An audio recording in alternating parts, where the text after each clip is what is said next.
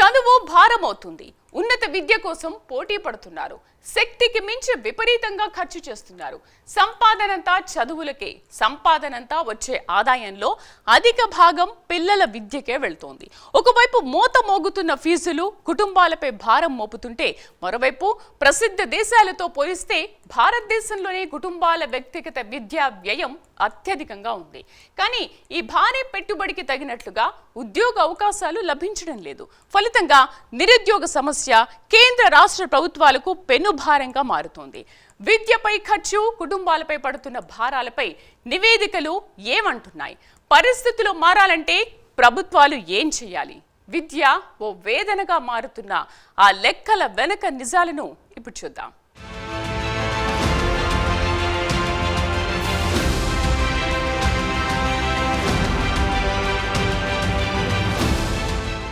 విద్యతోనే అభివృద్ధి, చదువుతోనే అందలం ఎక్కొచ్చు. ఇవే నేటి సమాజాన్ని ప్రభావితం చేసే అంశాలు. కానీ వీటి వెనుక కుటుంబాల వేదనలు కూడా ఉన్నాయి. పిల్లల చదువుల కోసం భారీగా ఖర్చు పెడుతున్నారు. ఇటీవల కొన్ని నివేదికలతో ఇవన్నీ వెలుగులోకి వస్తున్నాయి. ప్రపంచ bank and organization for economic cooperation and development తాజాగా ఓ నివేదిక విడుదల చేసింది. భారతదేశంలో ప్రభుత్వ స్థాయిలో విద్యపై ఖర్చు జీడీపీలో సుమారు 3-4% మాత్రమే ఉండగా, కుటుంబాల వ్యక్తిగత ఖర్చు మాత్రం గణనీయంగా ఎక్కువగా ఉంది. ఓఈసీడీ సభ్య దేశాల్లో ప్రభుత్వ సహాయం ఎక్కువగా ఉండడంతో కుటుంబాలు నేరుగా భరించే విద్యా ఖర్చు తక్కువగా ఉంటుంది. కానీ ఇండియా వంటి అభివృద్ధి చెందుతున్న దేశాల్లో నాణ్యమైన విద్య కోసం తల్లిదండ్రులే ప్రధాన భారం మోస్తున్నారు.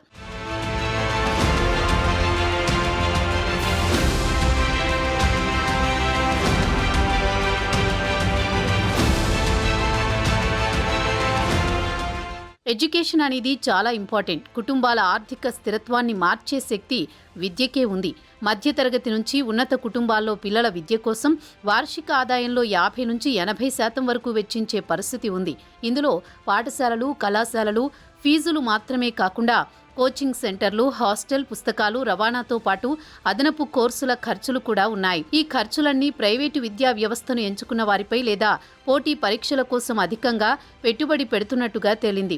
ప్రపంచ బ్యాంకు కానీ ఓఈసీడీ రెండూ స్పష్టంగా చెబుతున్నది ఒకటే: భారతదేశంలో ప్రభుత్వ ఖర్చు తక్కువగా ఉండడం వల్ల కుటుంబాలపై విద్యా వ్యయం భారం ప్రపంచ సగటుతో పోలిస్తే ఎక్కువగా ఉందని గణాంకాలు సూచిస్తున్నాయి.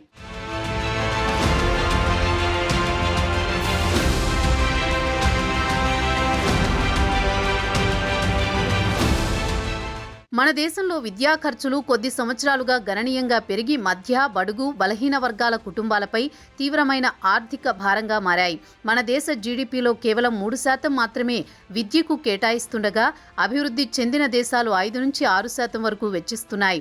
ఉన్నత విద్యలో ఫీజులు గత దశాబ్దంలో 2-3 రెట్లు పెరిగి ఇంజనీరింగ్, మేనేజ్మెంట్ వంటి కోర్సులు లక్షల రూపాయల ఖర్చులు అవుతున్నాయి. అసోచామ్ అంటే associated chambers of commerce and industry of India survey ప్రకారం దేశంలోని 65% తల్లిదండ్రులు తమ నెల జీతంలో సగం కంటే ఎక్కువను పిల్లల చదువులకే వెచ్చిస్తున్నారు. ఒకప్పుడు పేదరికం చదువుకు అడ్డంకి కాగా, ఇప్పుడు చదువు ఖర్చే పేదరికానికి కారణమవుతున్న పరిస్థితి ఏర్పడింది. ప్రైవేటు విద్యా వ్యవస్థలు ఫీజులు పెంచుతుండగా, ప్రభుత్వ సహాయం తగినంతగా పెరగకపోవడం సమస్యను మరింత తీవ్రమవుతోంది.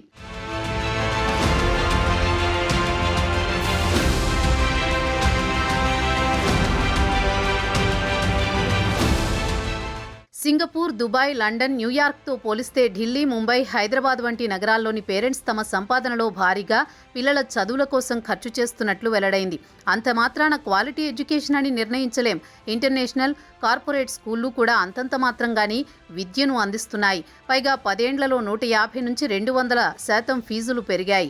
పిల్లలను పెద్ద పెద్ద విద్యా సంస్థల్లో చదివిస్తే వాళ్ల భవిష్యత్తు బాగుంటుందని అప్పు సప్పో చేసి పేరెంట్స్ ఫీజులు కడుతున్నా పెద్దగా ఉపయోగం ఉండడం లేదని తేలింది.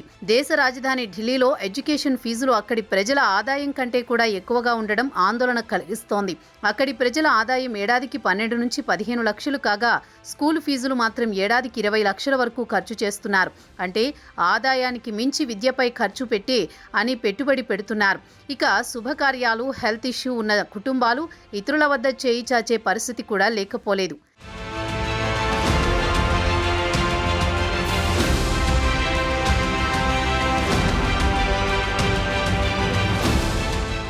ఇండియాలో పేరొందిన ప్రాంతాల్లో ముంబై, బెంగళూరు, హైదరాబాద్ ప్రధాన వరుసలో ఉంటాయి. ఢిల్లీతో పోలిస్తే ముంబై కొద్దిగా బెటర్. సంపాదన మొత్తంతో స్కూల్ ఫీజుల కోసం 50% నుంచి 80% ఖర్చు చేస్తున్నారు.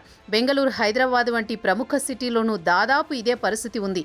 స్కూల్ ఫీజులు, యూనిఫామ్లు, పుస్తకాలు, ట్రాన్స్పోర్ట్, టెక్ యాప్లు, ఎక్స్కర్షన్ల పేరుతో తల్లిదండ్రులకు చదువంటేనే బాప్రే అని గుండెల మీద చెయ్యి వేసుకునేలా పరిస్థితులు అద్దం పడుతున్నాయి.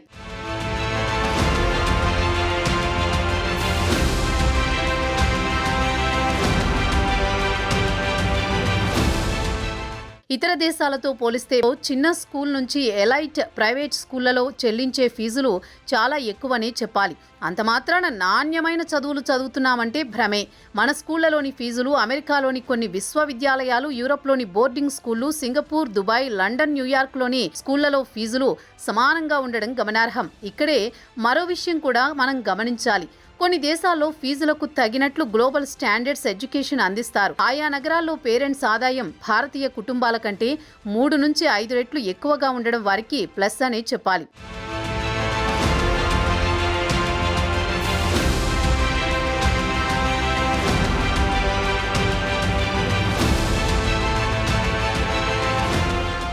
ఇటీవల కాలంలో కేంద్ర రాష్ట్ర ప్రభుత్వాలు కూడా యువత ఉద్యోగ అవకాశాలు కల్పించాలని ప్రయత్నిస్తూనే ఉంది. 2014 నుంచి 25 ఆర్థిక సంవత్సరాల మధ్య కేంద్ర ప్రభుత్వం వివిధ రంగాల్లో లక్షలాది ఉద్యోగాలను భర్తీ చేసింది.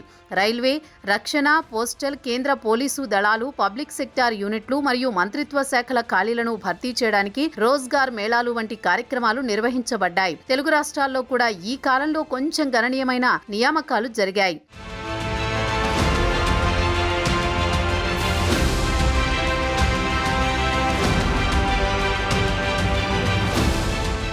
తెలంగాణలో పోలీసు, గురుకుల పాఠశాల విద్య, ఆరోగ్య, ట్రాన్స్పోర్ట్, సచివాలయ విభాగాల్లో వేల సంఖ్యలో పోస్టులు భర్తీ చేయబడ్డాయి. ఆంధ్రప్రదేశ్లో కూడా పోలీసు, ఆరోగ్య, విద్య, పంచాయతీరాజ్, పబ్లిక్ సర్వీస్ కమిషన్ ద్వారా గ్రూప్ పరీక్షల ఆధారంగా నియామకాలు చేపట్టబడ్డాయి.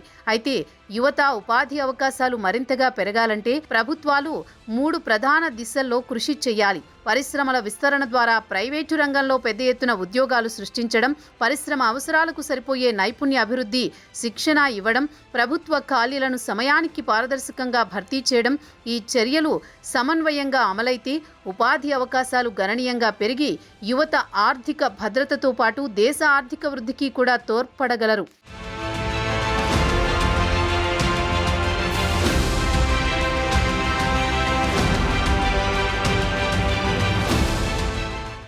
విద్య అనేది హక్కు, అది విలాసం కాదు. కానీ నేడు ఆ హక్కు కోసం కుటుంబాలు తమ శక్తికి మించి ఖర్చు చేస్తూ అప్పుల బారిన పడుతున్నాయి. ప్రభుత్వ ఖర్చు తక్కువగా ఉండడం వల్ల భారమంతా ప్రజల భుజాలపై పడుతోంది. ఈ పరిస్థితి మారాలంటే విద్యపై పెట్టుబడిని ఖర్చుగా కాకుండా భవిష్యత్తు నిర్మాణానికి పెట్టిన మూలధనంగా ప్రభుత్వాలు చూడాలి. ఫీజుల నియంత్రణ, నాణ్యమైన ప్రభుత్వ విద్యా వ్యవస్థ బలోపేతం, స్కాలర్షిప్లు, సబ్సిడీలు అమలు కావాలి. ఎందుకంటే చదువే దేశాన్ని ప్రకాశవంతంగా మారుస్తుంది. ఆ వెలుగును ప్రతి ఇంటికి చేరవేయడం పాలకులకు నిజమైన పరీక్ష.